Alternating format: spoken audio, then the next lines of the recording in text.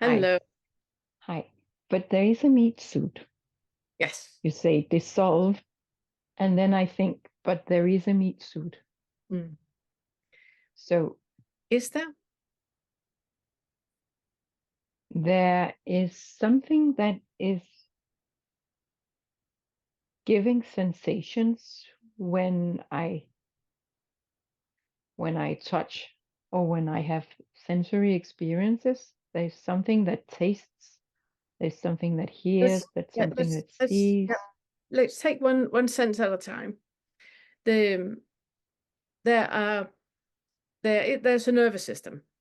Mm. And that nervous system is designed to navigate the world and make sure that we survive, basically. That's why we have eyes that see two-dimensional, but the brain is adding on the third dimension where we have depth, which means that suddenly it's not a flat car that's coming towards you. It's a flat car. It's a real car. We know how the car looks, and we can estimate the speed so we can see if we can cross the road or not. Mm. So the meat suit is created with a nervous system that picks up information from the eyes, from the ears, from the nose, from the mouth, from the taste, and from the touch.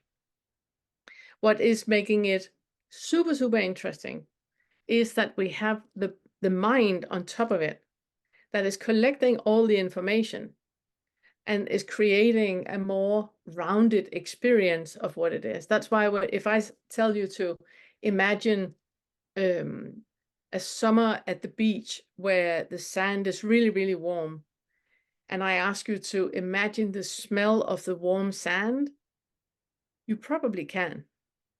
You probably have an idea of the smell of the warm sand, even though there's no warm sand here and you know, it's not anywhere close to where we are or where you're at right now. It's the memory of the mind that has created that. But if you've never ever been to the beach and you never ever been to warm sand in a desert or anywhere, then you have no idea what I talk about. I could sit and speak Chinese. If you don't speak Chinese, you would have nothing to use the metaphor that I'm giving in any way. It couldn't be connected with anything. So you would create the next closest thing. Oh, I remember as a kid, there was a sandbox. In the summer, that sandbox had a certain smell. That must be what she talks about. That is happening so quick. So the smell you would get, even though you've never been to the ocean, like I just said, would be the smell of a sandbox. Yeah, but what about when I turn around and I bump into something? Mm. Sort of, then I don't think I'm using my imagination for that.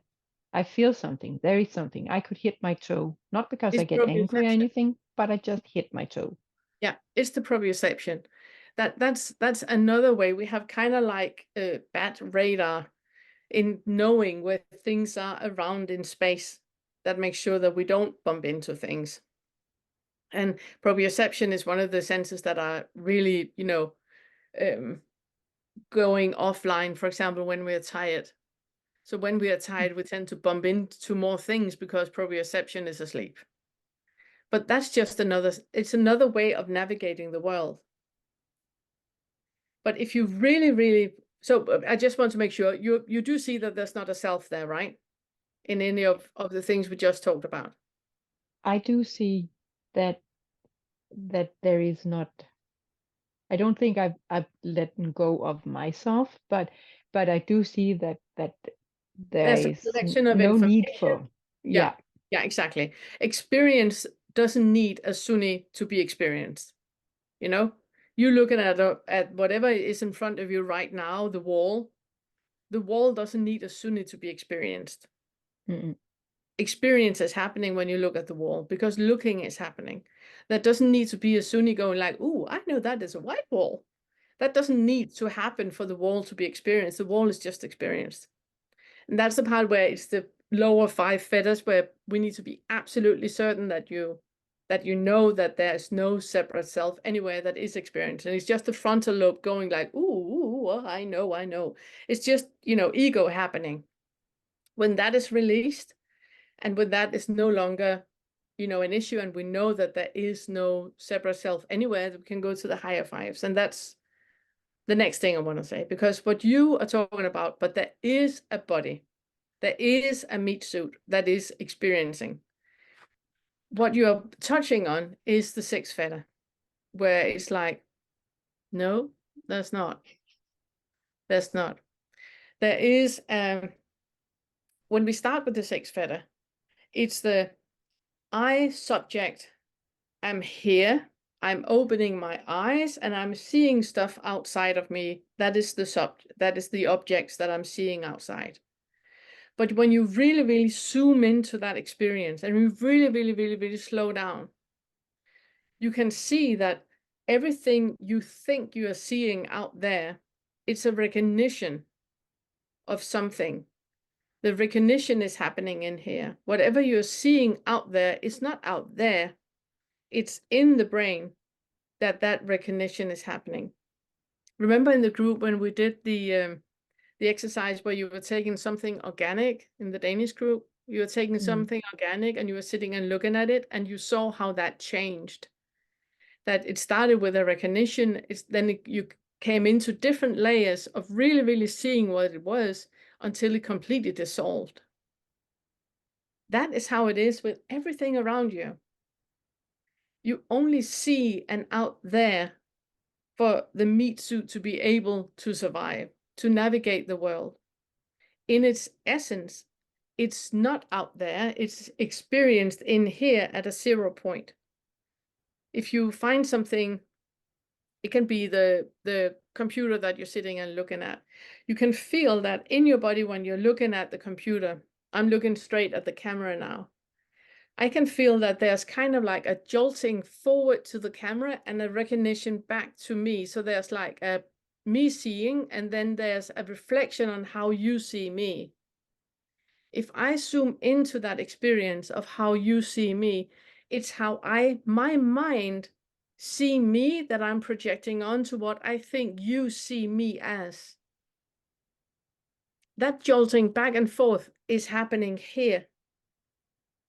It's happening at a zero distance. It's happening right here. If we then go into quantum mechanics, then it's getting even more weird, because they have proved that whatever we perceive out there is not how we perceive it. It's only how our sensory system is designed to perceive it. It's not how it actually is. Like, we can see lots of different brown birds and going like, that's a really, really boring bird. Everybody knows that the male birds are much more colorful than the female birds, because the female birds, they're brown and gray and really, really boring, and they can hide. And we've created lots of stories of that. We now know that is not the case. If you're a bird, you see female birds in completely different colors than the male birds. They are beautiful and attractive.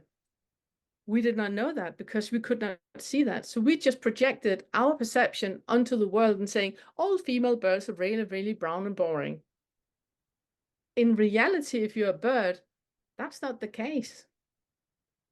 And that's where it's really interesting with quantum mechanics, that it becomes so clear that anything you perceive the meat suit, any sensation you have, any physical sensation you have, if it's seeing, hearing, tasting, touching, smelling, that is only a sensory experience.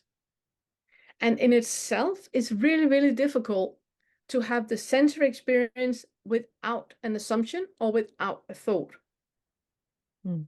Very, very quickly, when we hear something, is a split second, and then we have a mental overlay of what that sound is. It's very difficult for a sound to be a sound without us creating a picture. And it's because it's survival. We need to make sure that it's not, a saber-toothed tiger or mammoth or something standing in the hallway, but that we're safe. And that's why we have it. But when you really, really zoom down to it, it's nothing but thoughts attached to that sensory experience. The sensory experience on its own is so fleeting. It's why we do all the exercises with pain, where you really go into what pain actually is, detach the label, just in the sensory experience. How is it actually experienced? Because that changes all the time.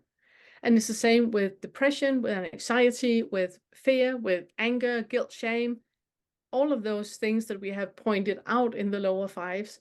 It's exactly the same. It can only be maintained if you maintain the label. If you detach the label and you're just with the sensory experience, there is no such thing. The sensory experience is happening like, and it changes all the time. And there's not an I anywhere where that is maintained. That was a rant. Yeah, and I did get something to think about. So thank you. Love it. Thank you so much. Thank you Thank so much. you. Thank you.